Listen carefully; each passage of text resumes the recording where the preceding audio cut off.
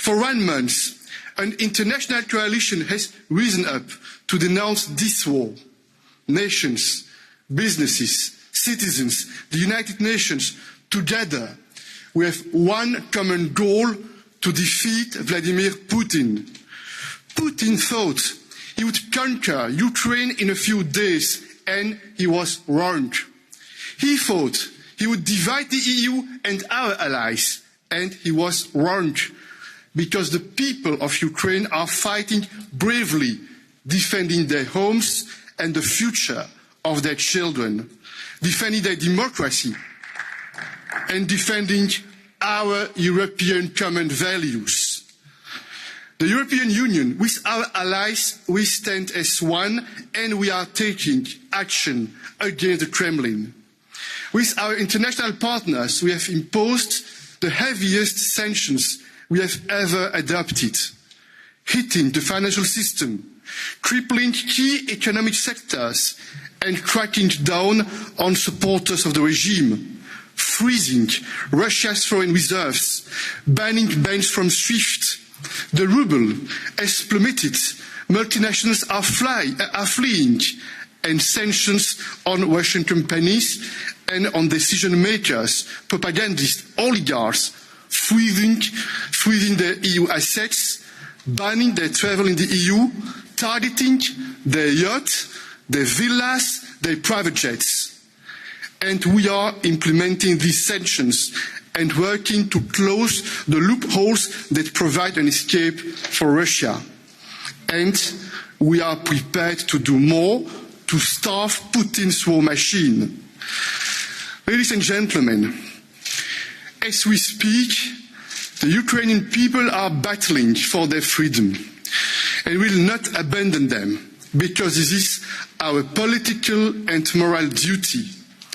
They are fighting not only for themselves, but they are fighting for our common values and principles.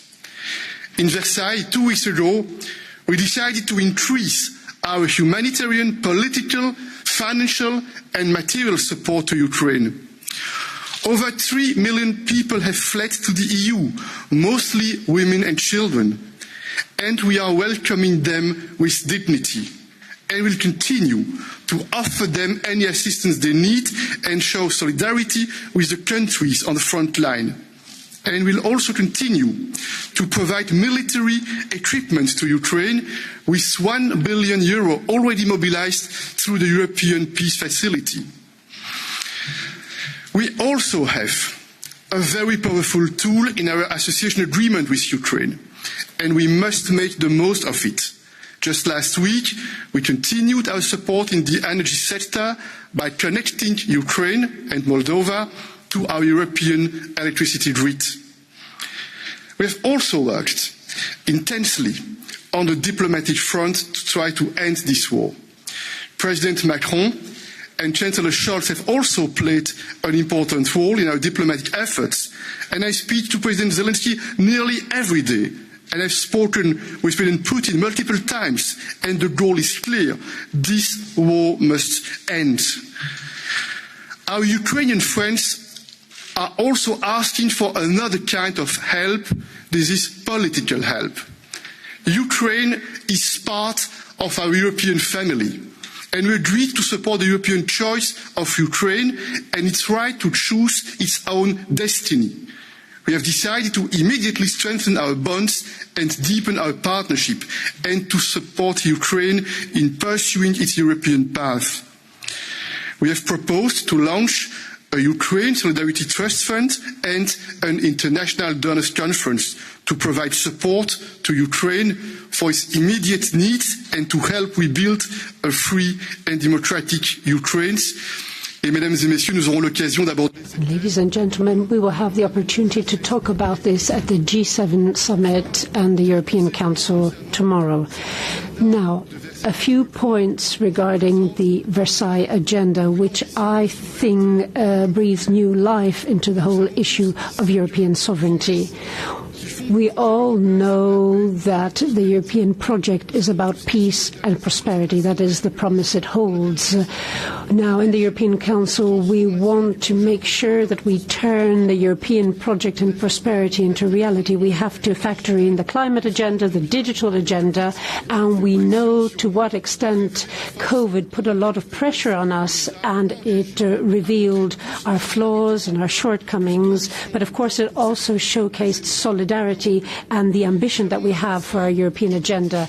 In Versailles, we pinpointed our flaws and our strengths, and we have come up with an agenda and our working method in order to push ahead, and we want to work hand in hand with the Commission and the Parliament.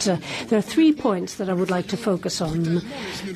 The first point is something that we have discovered brutally. We have huge problems with energy weakness, and of course this is linked to our Green Deal choices and our ambition to be more independent in the future. But we mustn't wait because climate neutrality has to happen now. We have to adopt the right measures. We have to look at resilience, we have to look at independence, and we have to extricate ourselves from our dependence, especially on Russian gas. And this will really be at the heart of our debates tomorrow and the day after in the European Council. The second issue is also obvious, and that is security, which is linked to peace. And so this is linked to Europe and the Europe of defence.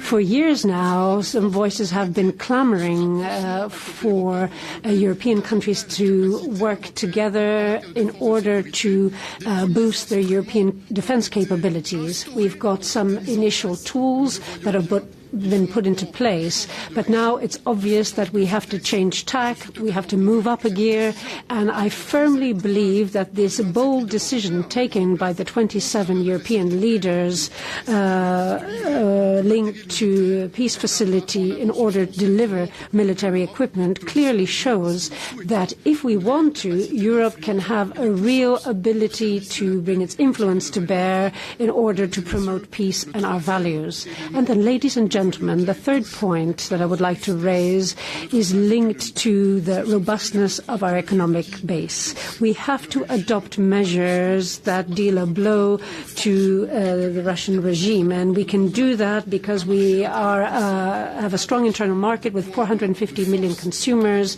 We have many strengths and advantages, but we have to be clear-headed. There are shortcomings, there are weaknesses that we have to deal with immediately, and that's what we're going to be doing, working hand in glove with the Council and the Commission, and I hope also with the European Parliament.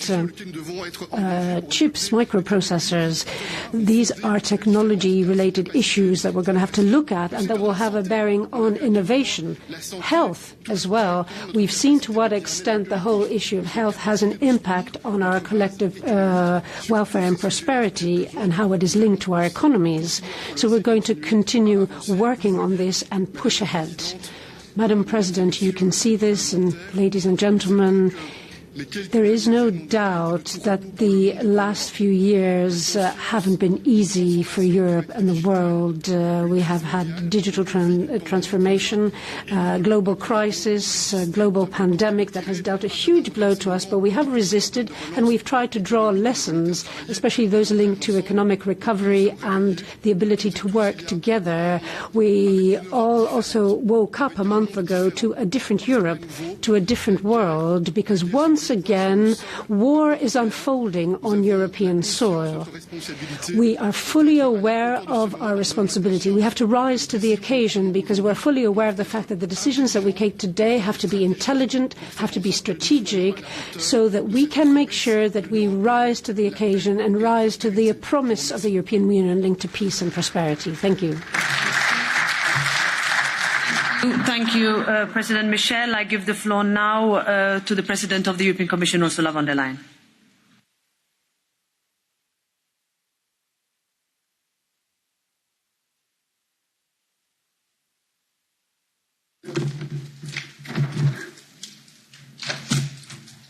Thank you, Madam President, Mr. President, honourable members.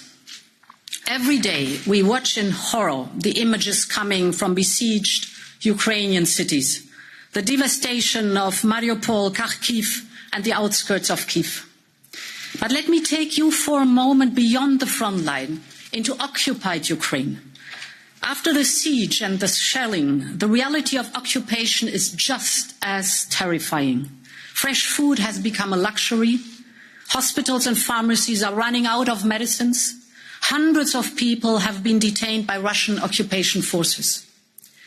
And yet, every day, thousands of Ukrainians keep taking the streets to protest against the invasion. In Kherson, in Berdyansk, in Melitopol, they are waving their blue and yellow flags in the faces of the occupying soldiers. And they haven't stopped, even after Russian soldiers have beaten them and shot some of them down. Honourable members, if freedom has a name, its name is Ukraine, and the Ukrainian flag is the flag of freedom today.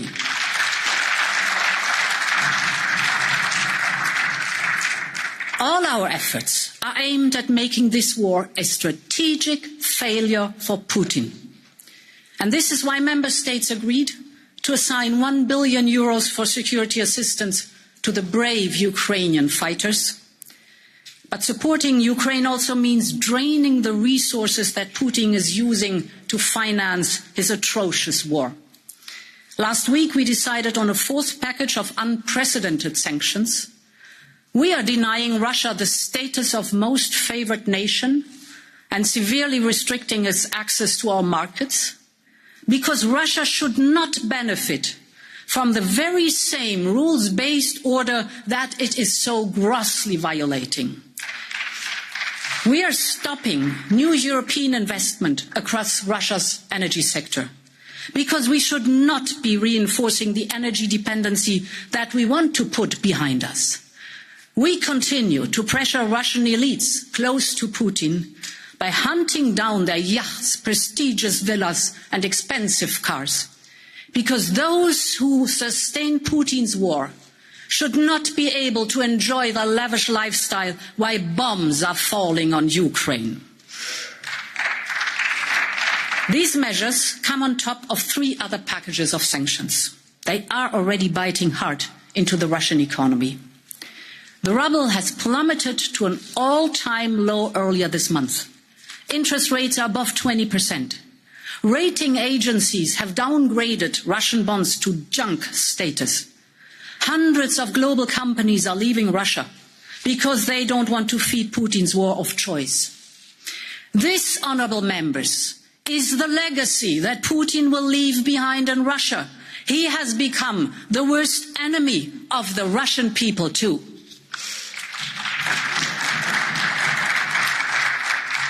But first and foremost, he is responsible for the human tragedy in Ukraine. Until now, more than 3 million people have left Ukraine, half of them children. Every second, a child from Ukraine arrives in our union. Every second. So while I'm speaking to you here in the heart of the European democracy, 800 children are leaving Ukraine. Courageous, traumatized, and in need of help.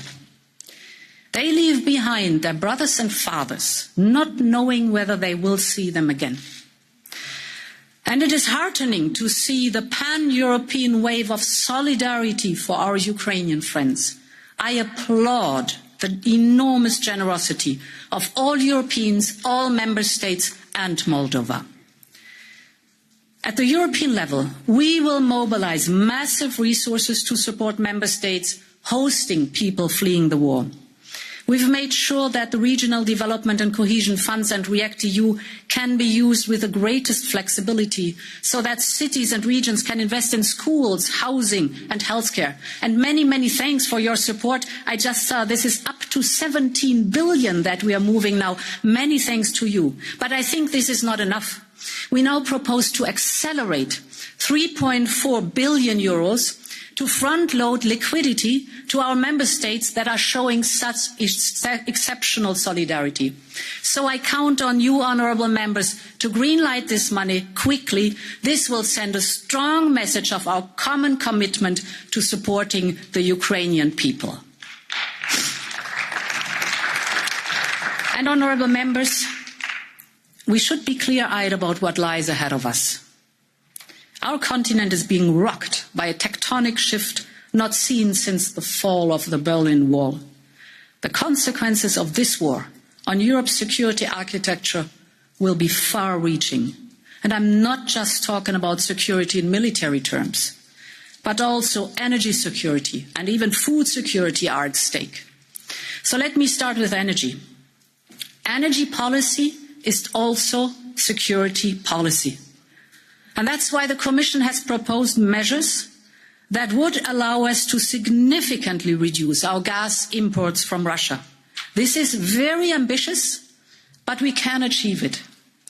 We have already set a clear path to do this, and we are now accelerating. With our new proposal, Repower EU, we can speed up this transition even more. First, by fast-tracking renewable projects. This is a strategic investment in our security, including hydrogen and biogas. Second, by speeding up investment in energy efficiency. Everyone can contribute in reducing our dependency on Russian gas. And third, by diversifying our gas supply away from Russian gas towards reliable suppliers. Tomorrow I will discuss with President Biden how to prioritise LNG deliveries from the United States to the European Union in the coming months. We are aiming at having a commitment for additional supplies for the next 2 winters. Honourable members, we are stronger when we use the power of our single market and deliver solidarity. And in that spirit, we have just presented proposals to jointly tackle one of our root causes of the energy crisis, and these are the high and volatile gas prices. We are proposing common gas procurement and stricter rules for storage. Because instead of outbidding each other and driving prices up, we should pull our common weight and start buying gas together as European, not 27 different member states. And in addition, we should use our gas storage facilities in some member states of our union to secure the gas supplies everywhere in our union. This will not only benefit the member states where those tanks are located, but also their neighbours. Take the Baltics, for example. Lithuania has one of the biggest LNG terminals in the region, while Latvia boasts massive underground storage facilities. So already today, LNG gas arriving in Klaipėda is used to fill storage facilities in Latvia, and of course, customers in neighbouring Estonia benefit as well. This is the way to go. And finally, the effects of the Russian war go beyond energy, of course. They are also disrupting vital food supplies and driving food prices up. The European Union has assigned at least 2.5 billion euros until 2024 to help regions across the world facing food insecurity. And this morning we decided on a wide range of special measures to help European farmers. We will table a package of 500 million euros to support those most affected by the crisis. We should not forget that Ukraine alone provides more than half of the World Food Programme's wheat supply. The shelling and the bombing makes it impossible for Ukrainian farmers to sow. On top of that, Putin is blocking hundreds of ships filled with wheat in the Black Sea. So the consequences will be felt from Lebanon, Egypt and Tunisia to Africa and the Far East. And I call on Putin to let those ships go. Otherwise, he will not only be responsible for war and death, but also for famine and hunger. Let these ships go. Honourable members, tonight will mark the first month of the Russian invasion. Since the very first day, Europe has stood united, and let's continue to do so. If there's anything that Putin did not anticipate, then it's our unity, the speed of our action and our determination. He should be in no doubt that we will stay the course. Long live unity and long live Europe. Thank you. Thank you very much. President von der Leyen, I give the floor now to the representatives of the political groups, starting with Manfred Weber on behalf of the EPP Group. Welcome to Euronews, where we've been watching the opening session of the European Parliament plenary session. We just heard there from the European President Ursula von der Leyen, who said that long live unity and long live Europe is the message to Putin. And we'll be dissecting some of the other things she said in future broadcasts.